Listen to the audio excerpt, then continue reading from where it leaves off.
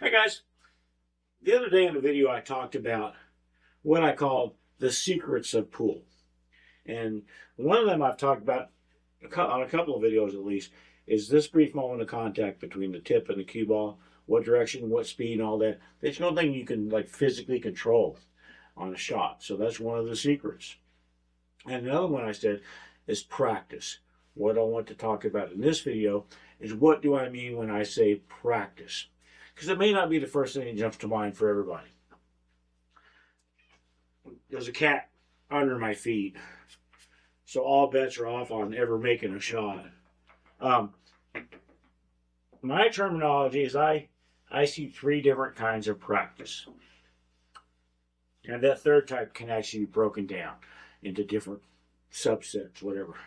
So the first type of practice is probably what most people think of if I say, hey, I'm going to practice pool. I'm going to practice something.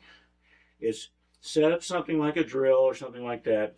I set this up every morning with 15 balls, take ball in hand, and shoot it down. And just keep doing that. This is what I call structured practice. I'm working on something specifically on purpose. It could be, in this case, like for me, I'm just working on my consistency and my concentration. Because it's a fairly easy shot when you get ball in hand. After I finish that particular daily chore, I set up this shot 15 times in a row. I have to make it 15 times in a row. This is much more about accuracy. In theory, I'm warmed up after having done all these. In theory, I'm a little bit more warmed up. I may be a little bit more accurate on it. That's what I call structured practice. I'm practicing something on purpose, setting it up, trying it, setting it up, trying it. It doesn't have to be a drill that you have to finish all the time. Or you have to finish, without missing. Just whatever you're setting some stuff up and you're doing it on purpose, you're working on that. That's structured practice. I think structured practice seems to me to be the serious players. They do that a lot. Your average Joe Blow bar player probably doesn't do a lot of drills unless he's serious about the game, is kind of what I'm saying. And I'm not saying you must do structured practice or you're going to suck forever. I'm not saying that. I'll never say anything like that. But that's one of the types. And then the next type would be what I call unstructured practice. And that can be, well, I'll just use myself as an example again. What I do when I'm down here playing, after I finish my daily chores, I start throwing balls out and playing bank pool or 9-ball or one pocket or wherever like that. I'm just playing. Not setting up anything. I'm just playing because guess what? Pool is fun. And so that's what I'm doing. It could be the same deal if you're just at a pool hall playing with your friends, just hanging around having a good time. It could be for no money. It could be for a little bit of money, but it's going to be something that you're not stressing out about.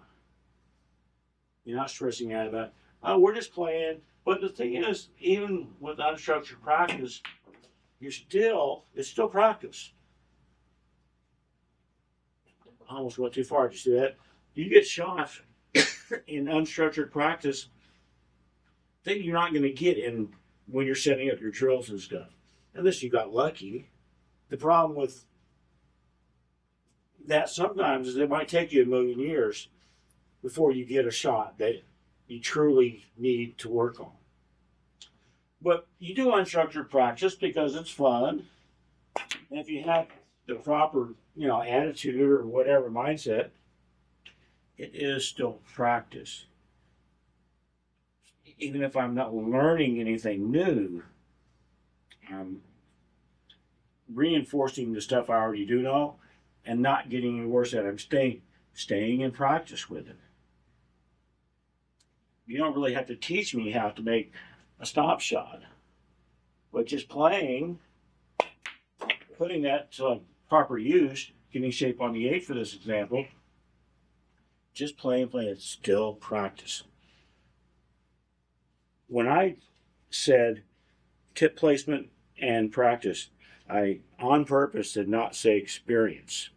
A lot of people say, oh, well, somebody with 40 years experience is going to be better than somebody with, 5 minutes of experience. And this is a true statement, but I don't really like the word experience when it comes to something like pool, because to me, experience means you just kind of just went along for the ride. You didn't necessarily learn anything or want to learn anything or try to learn anything.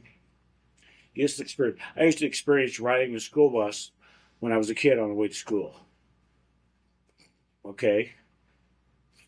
I want to have that mental mindset that even if I'm just messing around with my friends, it's still unstructured practice. It's unstructured, but it's still practice. And that helps me to, I don't know, feel like I accomplished something that day, I guess.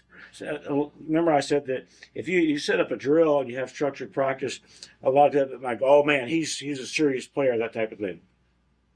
A lot of times, people that are just playing pool with their friends, just hanging out, having a good time, that's not seen as anything productive. A bunch of slackers just over there just playing pool, drinking beer. But if they have the right attitude, then they are still learning something. Maybe not what they wanted, maybe not what they intended. They didn't plan it, but they're still going to get better at something if they have the right attitude. They're still going to maintain a level of something if they have the right attitude, and not ever end a session where they're just, messing around with their friends, saying, well, I wasted the day, because it's not a waste. It's not a waste. So I have to make this 8. I really want to bank this 8, by the way. I should have banked the 8. Why didn't you let me bank the 8? So those are, I guess, the 2 main types of practice, and I don't think I surprised anybody by talking about them. The third, it can go by many names, even in my own head. But the main one is probably unscheduled practice. You can also do unwanted practice, unwarranted practice, any number of things. And that's when you're in a situation where you're like in a tournament or something, or a money match, and you're not trying to get better or something or whatever. You're trying to win. You're trying to win.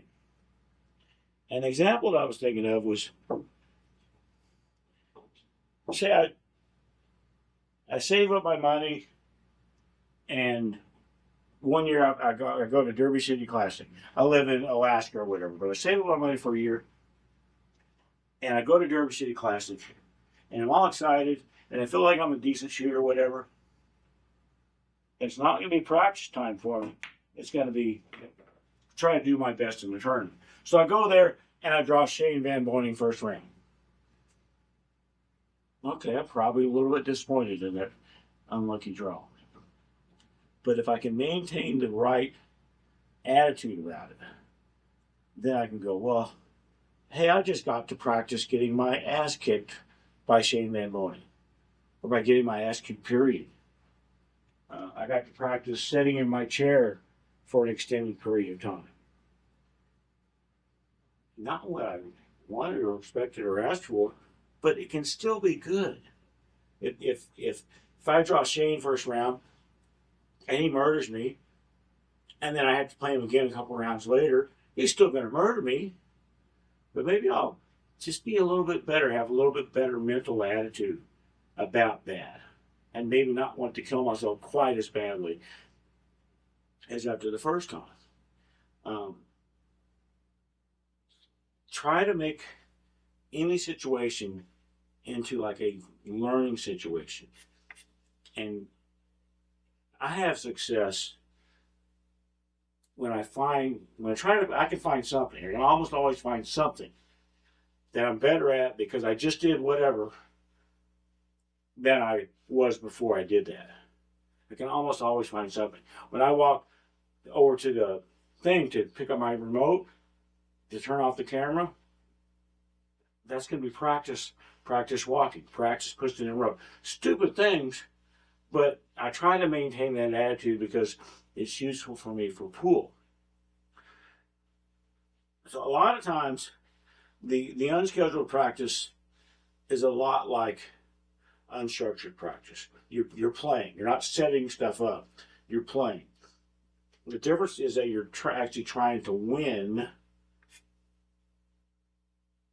when you're doing the unscheduled stuff, unwarranted, whatever you're going to call it. But that brings with it a set of dangers as well. Is it can become bad practice.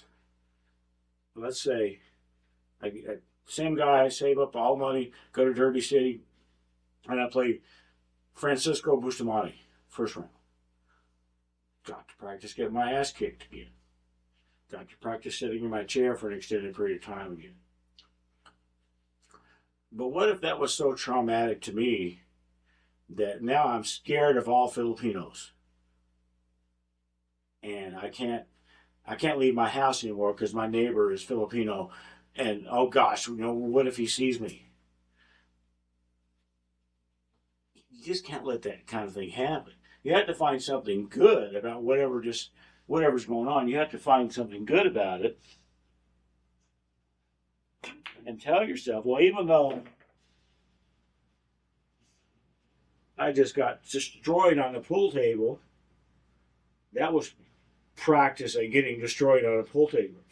So maybe now at some point in the future, I won't freak out quite as much if I start to sense that's getting ready to happen. Easier said than done. And a lot of things I say are easier said than done. A lot of things I'll say and then never be able to do, or rarely be able to do, I guess. For me, those are the three types of practice. And if you want to take that, the third, the unscheduled, could be good or bad. And it's up to the individual person to pick out the good and not pay attention to the bad. That was the worst shot in the history of pool. Did y'all see that? I'm so glad I got that on the internet. Now, whenever somebody Googles the worst shot in the history of pool, it'll be that four-reeler that I just tried right there. So that'll put me in the record books, right? I think that's all I'm going to say. So I'm practicing right now, walking to my remote. Stupid, but it was something. It's the attitude I try to have because, as I said, it helps me in pool. When I walk up the stairs, practicing walking upstairs. I can go on and on and on and on. Not just experiencing things. Trying to get something out of everything. Trying to get something positive out of everything that happens, even if it's bad. Drawing Shane first round of Derby, for example, would be what I mean. Especially if I spend a lot of money to travel across the country. Anyway, I'm going to shut up now because I'm starting to ramble. Thank you.